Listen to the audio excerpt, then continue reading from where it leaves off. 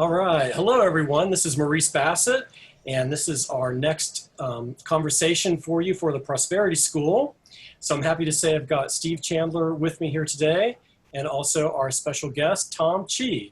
So welcome, Steve, and welcome, Tom.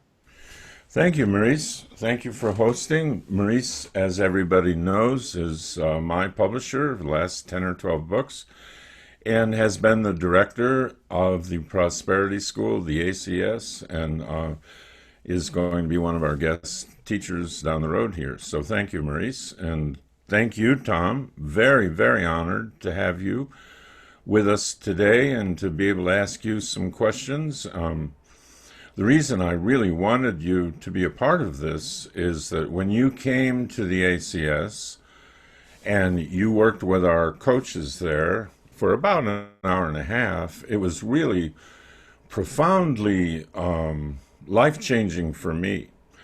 I told someone, it just hit me so hard. It was just, I got so much clarity on the process of what we call selling, enrolling, of a coach understanding a client versus trying to sell to a client. So I wanted, so thank you for that. And I wanted to start there. I know you have a distinguished career at Google behind you, and part of that involved working with people selling and having your own team. And you talked about a way that you worked with your team that didn't have listening and understanding the client just be a theory that they would try to do to the best they could, but you actually developed a kind of a algorithm, a recipe for how they might do that in real practical ways. Could you tell us about that? Yeah, happy to lay out the algorithm. So really, at the broad level, there's two different steps. You start with the listening, and then you talk about the offering. So that's step one and step two. But then within the listening, there's a specific algorithm. So what usually happens is there's all these tips that people will give you that are a little bit more loose, where it's something like, well, try to mirror back some of the things that they're saying and ask about this and ask about that. See if you have sports teams or interests in common. And I don't do anything like that. Like the algorithm that I teach is you first start with a good kind of open question that they are able to dig into from a number of different perspectives. So if you were talking to a potential coaching client, it might be something as open-ended as, well, tell me what it looks like when you have a really great month. Or tell me what it looks like when you're having a really challenging month. A lot of different ways that they could go on that. And it's a question that is not meant to railroad them into any particular spot. And the openness of it allows them to kind of come into the conversation in many different ways. Now, what will normally happen when people are listening is they will spend a lot of their mental bandwidth trying to go formulate how they'll respond. Because it's like, oh, tell me how your month is challenging.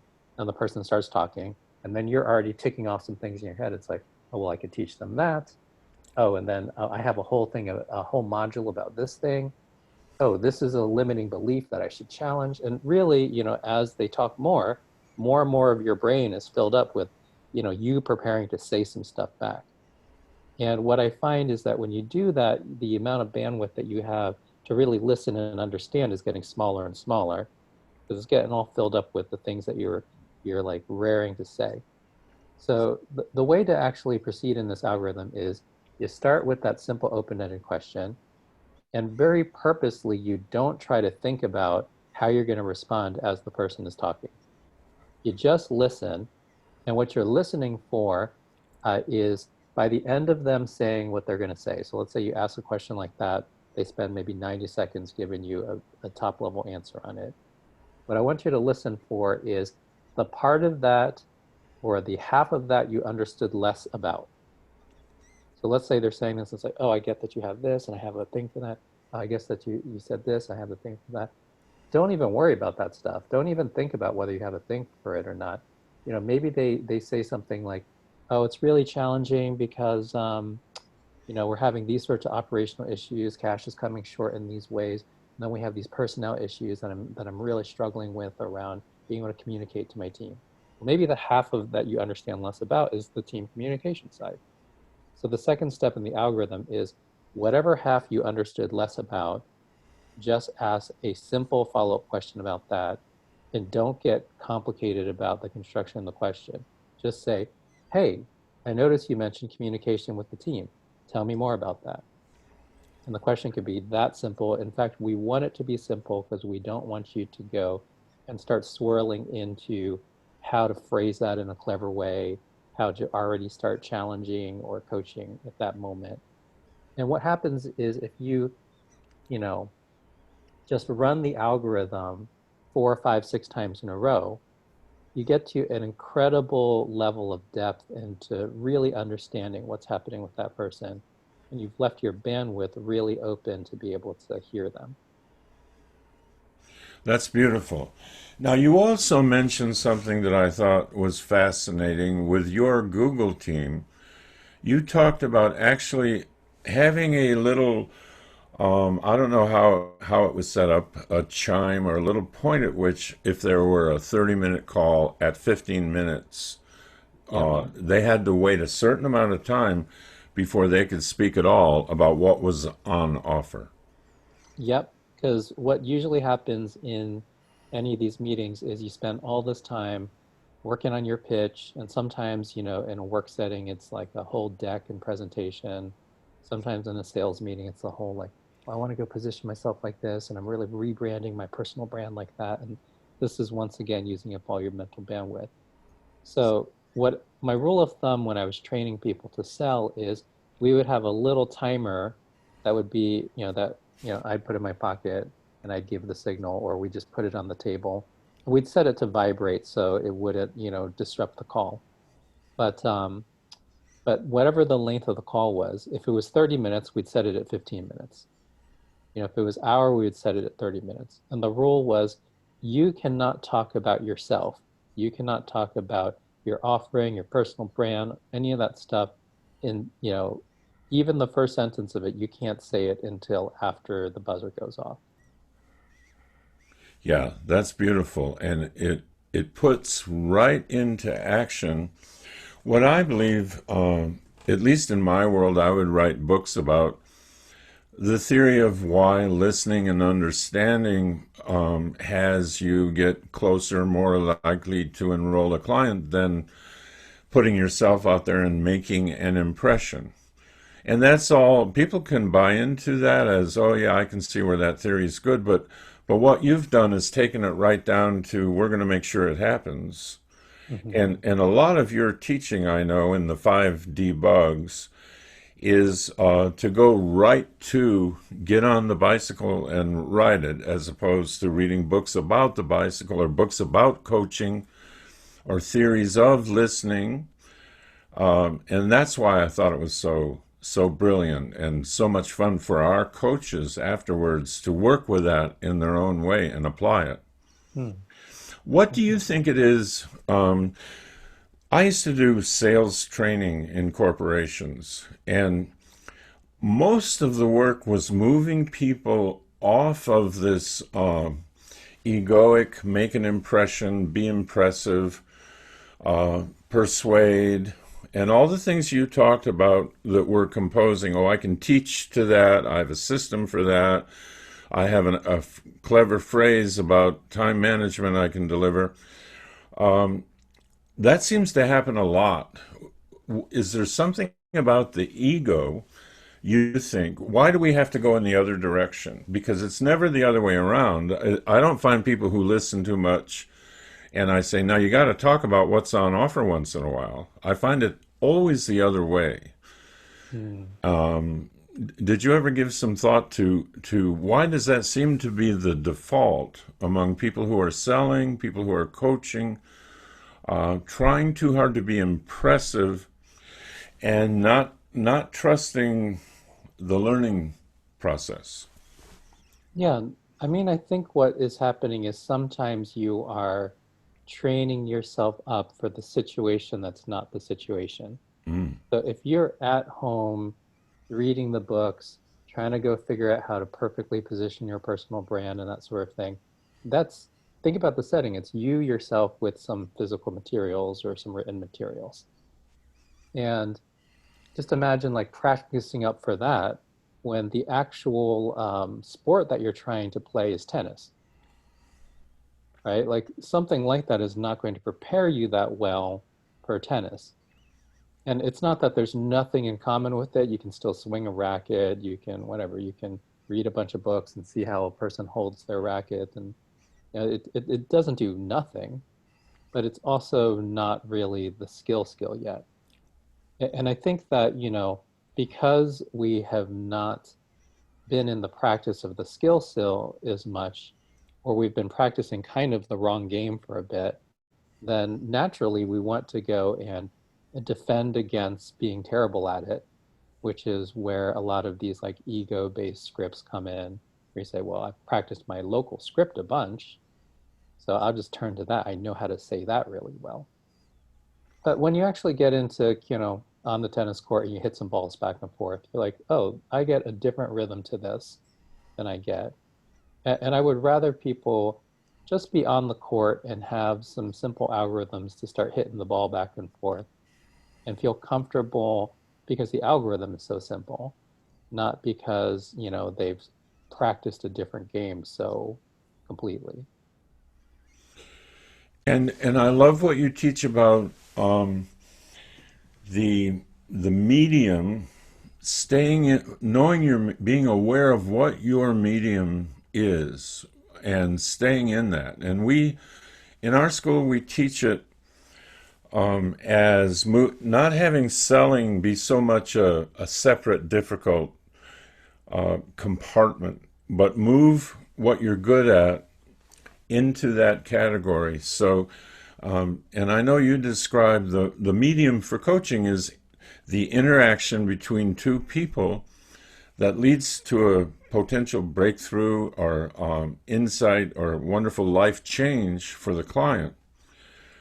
And so, how does it help to be aware of how much of my day am I in my medium, actually in interaction, versus preparing to interact, working on my website, polishing my personal brand, and all of that? Yeah, I think that's great. I mean, I actually learned this lesson from my wife, who is a painter. And actually, we're in our house, so you can Oh, see wow. here's a bunch of paintings that she's done. Ta-da. Anyway, Beautiful. those are just Beautiful. sunsets on the west coast of Hawaii. Wow. But if you go and watch her paint, then paint is on everything. There's paint on our coffee mugs, there's paint on her clothes, there's paint on furniture or whatever, because when she's painting, she's very much in the medium. Like she's constantly touching the paint, which is the medium that she's working with. And you can tell that it's such a high bandwidth kind of interaction. So much is being conferred when she's actually like in it, touching, mixing up colors, you know, putting them on the canvas, challenging it a little bit, you know, scooting back, like reworking an area. And you understand, well, that's kind of what painting it really is. Now, there's a lot of things that you can do that kind of feel like the work, but aren't the work. So if, for example, she's like, well, let me spend, you know, 14 hours cleaning my brushes. Well, it's not unrelated, but you're not in the medium. You know, let me spend all my time just looking at the output of other painters. Well, that's not, unrelated, but you're also not in it yourself. So your ability to build your own feel for it is not there. And I make this distinction because I would run into so many people that were so busy all the time. And we kind of look over the calendar and it's like, well, I mean, it doesn't look like you're procrastinating. Like definitely every single meeting here. I mean, there were people that just didn't do the work at all. That's a separate issue. But like, you know, for people where they were busy and you say, well, look, there's actually lots of things on your calendar related to this. I started to question, challenge them and say, well, this is what the medium is for you. Coaching as a medium is that moment where you're kind of having this interpersonal interaction where you're listening deeply and kind of providing these different supports. what percentage of your week looks anything like that? And when they really broke it down, it's like, oh yeah, this was like really talking with the website person and trying to work out some payment portal thing. This was me just reviewing a spreadsheet and cleaning a thing up, and really hasn't changed that much over the last couple of weeks. And this is me, and the more that you can spend, look, you'll need to do some of that stuff no matter what. But like the more that you can spend the crux of your time in the medium, the more that you're going to get that lived sense and that real comfort about it. And all the other things, start to fall into place more easily because people recognize, how much comfort that you have in being able to serve through the medium. Yeah, that's beautiful. It's a beautiful application of that. And I see that in all fields, not just coaching. Once I heard you talk about it, I could see it. There was a basketball player who used to do all these really weird things. He'd run along the beach, and he'd pull this sled, and he'd do all kinds of stuff. Meanwhile, Michael Jordan is in the gym, Yep. and they called him a gym rat. He'd get there earlier than anyone else. He'd stay later, and he'd be in the medium of actually playing basketball. And his game just grew to be a masterpiece, like you say. And the other guy was good enough. Had great physicality, and they said, "Boy, he's really fit. He can run the court, but he's losing." And so I think it really applies to coaches. We when we really look at how much time are we actually in the medium, in the zone, doing what we do best. And it's a real wake-up call, to look at the calendar or the diary, like you say. Well, I did this. I'm preparing to talk to somebody. I'm learning. I'm reading books. But just a little bit of interaction. So we want to increase that throughout the day, and then things get really great. Took me years to learn that. I wish I had had your teaching in my life back then. I mean, I'm glad I made the mistakes I made, but it's a really clear way of seeing how a career advances best in a certain direction. Well, thank you for that. Actually, one other thought I wanted to put in there is that, I rose through the ranks as a corporate executive very fast for my age. And and when I look back at that time, like, why did it work? Well, one thing is that my wife got into business school, so I had all her books. Even though I never went to business school, I had like all these materials. But I also started listening to these podcasts, like Harvard Business Review podcasts, and CEO Exchange and Stanford Entrepreneurial Lecture Series. It doesn't matter. Like, it's easy for you to go find resources in your discipline. But the way that I would actually practice it is that the Yahoo bus and the Google bus, like every morning I'd have an hour and a half heading down to work. Every morning I'd have an hour and a half heading back from work. So I'd listen to the podcast in the morning, and I would literally do it in the medium when I got to work.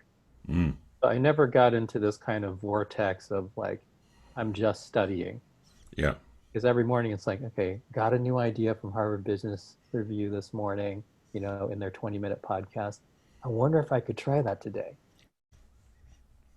Yeah, that's great. The coach in our school who has done the best as far as prosperity success, she would take every morning 2-minute tip, and you were there. We send out a 2-minute tip from me. Here's one little idea, and she would make sure she used that day instead of trying to file it, put it in there, try to remember it. But no, I'm using that today. I'll use it here. I'll use it there. So it's no coincidence that applying immediately what I'm learning and testing it out on the field, on the court, is just so vital compared to storing up enough knowledge that somehow, someday I'll have the secret, the magic. I'll go through some kind of breakthrough to ultimate wisdom in my career, and it'll just happen. Yeah, And, and your you, relationship after you try it feels so different. Because I would remember sometimes I would hear it in the morning, I would try it a couple times in the day, and I'd be like, shoot, why didn't that work well? And then I would listen to the same podcast again in the afternoon and I would hear it differently. It was just Ah, like, oh, they were saying this was real important. And I didn't really hear that, before I tried it. yeah. And now that I tried it, it's like, oh, I get why they said that sentence. That didn't even mean anything to me the first time I listened to it. One of your debugs it's really provocative even in its title, which knowledge is the enemy of learning, and people, it gives people the jolt of say, what? I thought knowledge was the point. Hmm. But one of the things, can you talk a little bit Yeah. about how that applies to coaching and listening to a prospective client? Yeah. I usually phrase it as knowing is the enemy of learning. And it's because knowing is a type of verb and learning is a type of verb. And as with pretty much any two verbs in the world, it's really hard to do two verbs in the world at once. How well can you dance the samba and wash the dishes? Not so good, right? How well can you listen to something and also write a paper? Not so good. And as much as we knowledge can absolutely be amazing. It's just knowing is a verb that we choose to apply to our knowledge. And that verb has a very specific characteristic to it. It basically says, I'm going to treat all my knowledge as sacred, and I'm going to dictate to you from my historical knowledge what I know to be true. And the nature of how you're doing that verb relative to your knowledge, that's the thing that prevents new learning from happening. Because immediately it says, well, look, you brought me in because I'm the expert. I know more than you. So none of the things I'm about to talk about are going to be challenged because you hired me to be the expert. And instantly that has already shut down a lot of learning because maybe you've worked with a bunch of people that had a lot of issues with procrastination before. And it's like, I know how to crack that for you. And because you're doing that, you're not able to listen as deeply and learn something new. Like maybe this person is going to need a different approach. Maybe this person has had a different life experience, which means the source of the procrastination comes from a different spot. And because you're like, well, I've got this, I've got these 4 things that I say when people are stuck like this, that state of knowing will automatically preclude the learning. And it also happens in the brain chemistry side too. Like when you're acting in an expert mode, it basically suppresses the chemistry from your hippocampus that allows you to go form new memories. So it actually does functionally inhibit learning as well. Yeah, and it can show up to the prospective client as this person doesn't quite get me, or I'm not feeling a real connection to this. And you use a term that I loved called metabolizing Hmm. and metabolization. And maybe you could talk a little bit about how that applies in coaching and in making an offer of coaching, because the more clumsier way that we used to teach that was, we'll remember to listen well enough to meet people where they are, listen well enough to not try to push someone past their own evolution. Yeah. So allow them to evolve. Don't try to push them to where your truth is, to your standard teaching on procrastination, time management, goal achievement, or whatever you're thinking you need to get them to. Can you talk about what you mean by metabolizing? Yeah, my phrase there is that um, metaboli metabolizability is more important than truth. And like the story related to that is, I remember when I was in grade school, yeah, I thought I was pretty good at math. And I remember in second grade, I had learned how to add and subtract, multiply and divide, and I was real fast at all of those things. And just like burn through the test, finish it in a third of the time that we had for our quizzes. And I remember, saying to my second grade teacher sometime that year after I had learned all 4 of those things, I was like, I know all of math. And then she looked at me and she nodded and she's like, "You're doing great." Now, of course, like, I had a lot of math that I learned after that. I learned linear algebra, vector calculus. I was completely wrong about knowing all of math at that point in time. But it wouldn't have served me if my second grade teacher said, "Well, actually, you don't know anything about affine geometry. You don't know anything about set theory. You don't know anything. You know nothing about math." Now, that would have been the actual truth. The actual truth is I knew a little pocket of arithmetic, and arithmetic is a little pocket of all the stuff that's in math. But like at that point in time, second grade, what was metabolizable to me was times tables and long division and all that sort of thing. That was metabolizable to me. So the most serviceful thing was to go teach me second grade lessons. And really, if she wanted to challenge me, maybe teach me some third grade lessons, a peek into fourth grade, that would be great. So a lot of times when I'm working with somebody, I will go and, I'll be trying out different things. I don't know what kind of level they're at a particular thing. So I'll try to teach a particular thing. If they're not metabolizing it, I might, sit there and instead of hammering harder, it's like, no, you're not understanding the lesson. Please listen harder. I kind of, in my mind, I kind of, slot it somewhere. It's like, okay, well, on the scale of things, they're kind of at the fourth grade. So what would be the fourth or fifth grade lesson right now?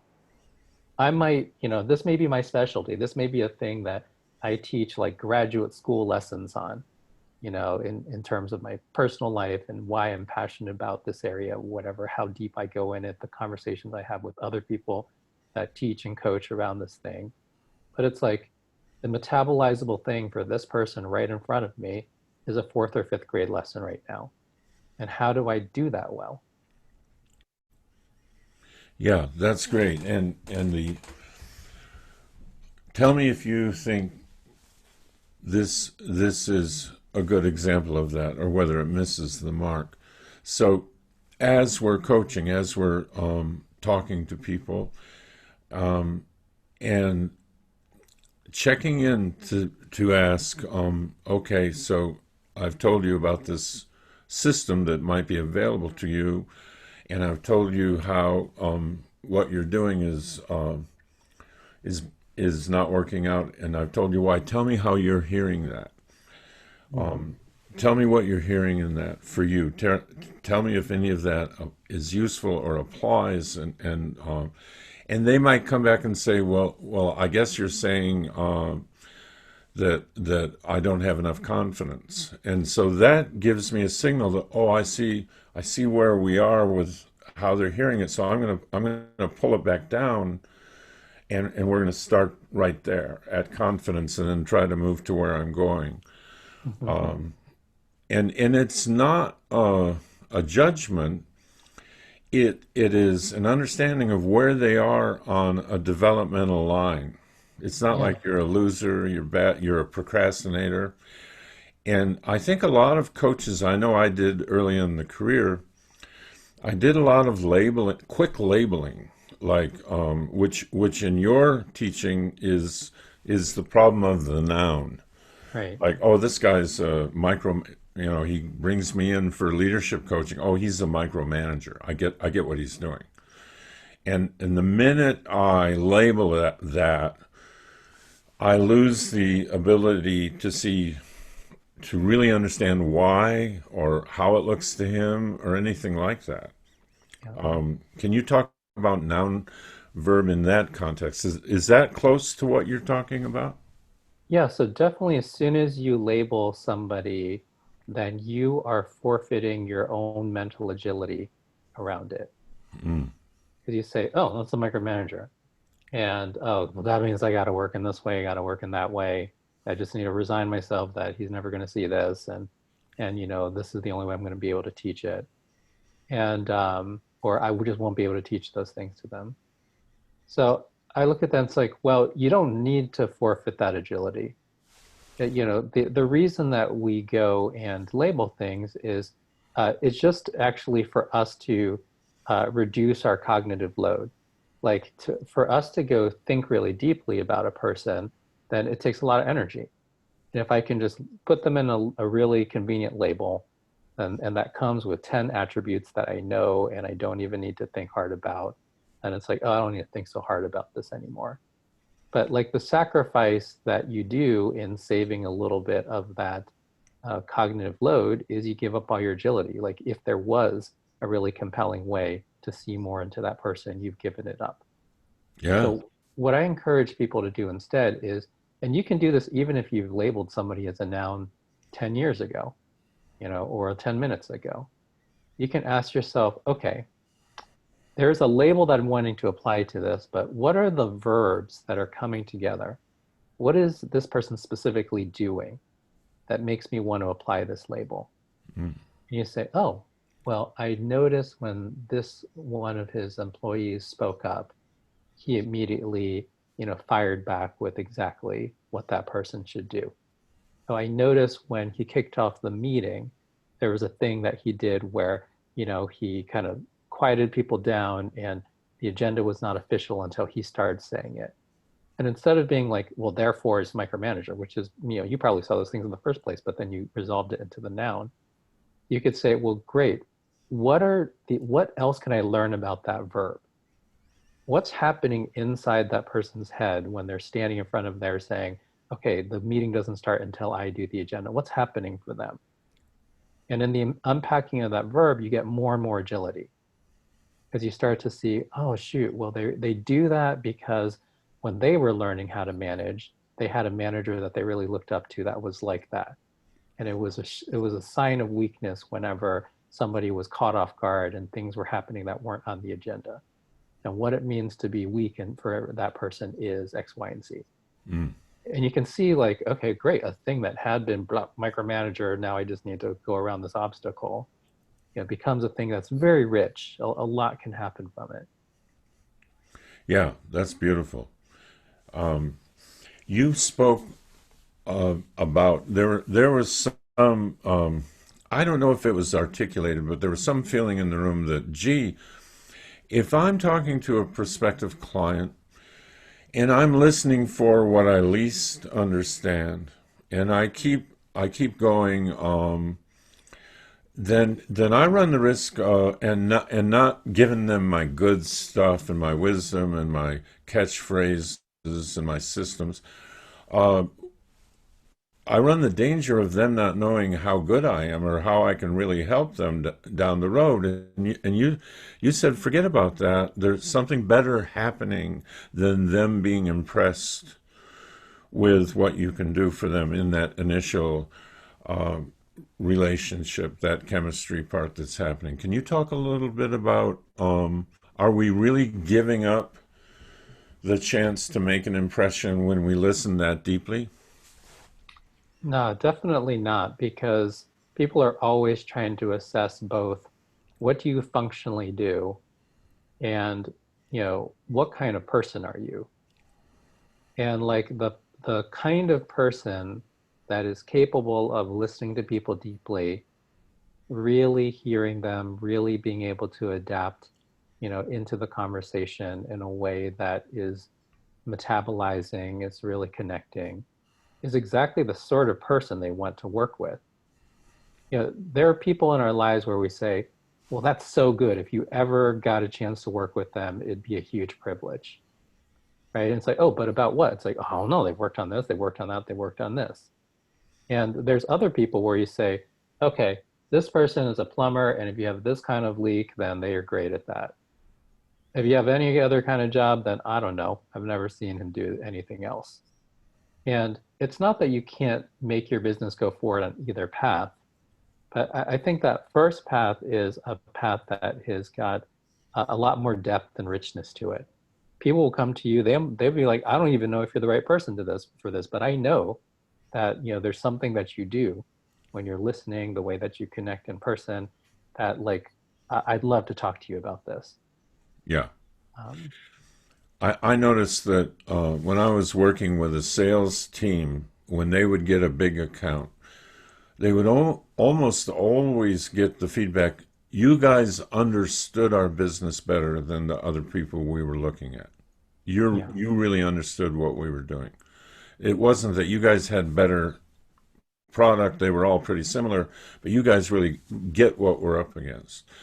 And that kept verifying for me that someone feeling, like you say, understood, listened to, in a non-judgmental way, in a curious, fascinating way. Like I'm really interested in where that might be coming from with you. That goes much further than me showing off, me looking like I have superior wisdom to dispense to you if you hire me. Absolutely. Yeah, and when the moment comes to actually dig into the problem deeply, there will be moments where, you know, the facility that you have with it are going to come forward. But if you lead with it, it feels very different than it emerging at the point where it's actually truly useful. Yeah, good. Yeah. It occurs to me when you were talking about labeling, um, and you talk about the sphere that collapses around knowing. I know there's knowing here, and so I don't have to think any further or investigate. I see that today in international relations and politics, where there's a whole bunch of labeling and name calling, and then everyone wonders, why isn't there more bipartisan collaboration to solve problems?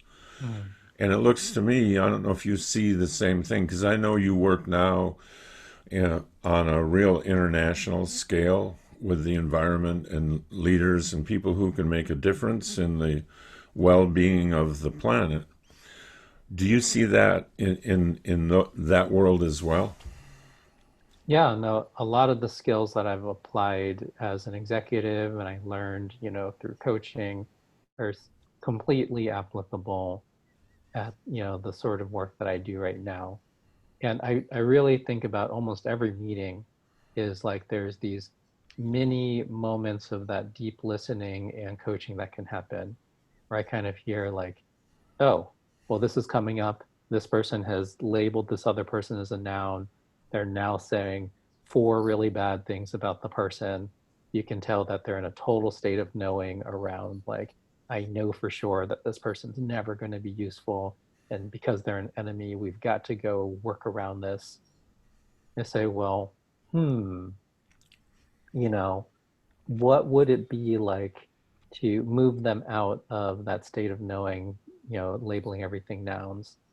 And it can be as simple as, you know, well, there's some exercises that I do. So for example, if there's two parties that are really fighting about a thing and they appear to have no common ground, a lot of times I'll meet them with them separately and I say, I just want you to write down on a piece of paper all the things that are important to you about how we move forward.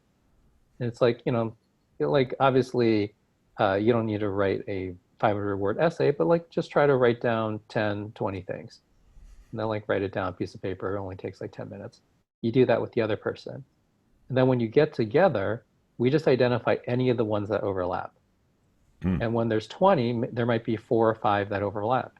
And I said, you know what? You guys seem to disagree on a lot of things, but there's these 4 or 5 things where you actually both really care about it. And we're going to call this the trunk. And this is why I call it trunk and branches resolution. Because it's like, what we're going to do is first, we're going to work on the trunk together. Because it seems like you both care about it and you both care about the same sort of things happening on the other side of the trunk. You say, great. And now the things that had been disagreements before where you were leading with them, it's like, well, we can't see eye to eye on this. That's why we can't work together at all. We're going to call those the branches because we don't want to damage the trunk. That's a thing that we want to work on and move forward together no matter what. But instead of looking at the other parts as contention points, we're going to say we're going to branch out from the trunk in various ways. You care about this, I care about that. You know, you want to do this thing this way, so that branches that way for you. You want to do this thing that way, so that branches for you. And after we explore our branches, we're going to come back together and see how they sit on the trunk. Mm. And something like that is not that, you know, in a way, it's not that long an exercise even, but I've definitely seen people be able to get new ground after being stuck on stuff for sometimes, you know, months or years. Yeah, because they're both out in the branches, Yeah. and they're fascinated only with what they disagree with each other. He thinks this, but I think that, and Right, that because they becomes think the other person needs to lose before anything can be done. yeah, yeah, yeah. That's beautiful. Well, Tom, this has been wonderful. I really want to thank you for agreeing to come on and help with my mission of doing a version of the ACS that people can live with and keep forever. And you've made a really big difference in my life, my understanding, and so I have a lot of appreciation. Thank you so much for being with us today. Well, thank you so much, Steve. And the feeling is definitely mutual. My wife and I have been listening to your stuff since 2002. We got a book on tape, 100 Ways to Motivate Yourself from Half Price Books in Seattle. And yeah, Cool. you've taught us a lot over the years. Thank Oh, you so much. that's great. I'm warmed to think about that. Had a lot of criticism for that audiobook because I spoke so slowly. People say I want to be motivated like Tony Robbins does, and this guy sounds like he forgot to motivate himself before he did the. But anyway, I love to hear that it was of use to you. That's great. Yes, definitely. Thank you so much. Thank you.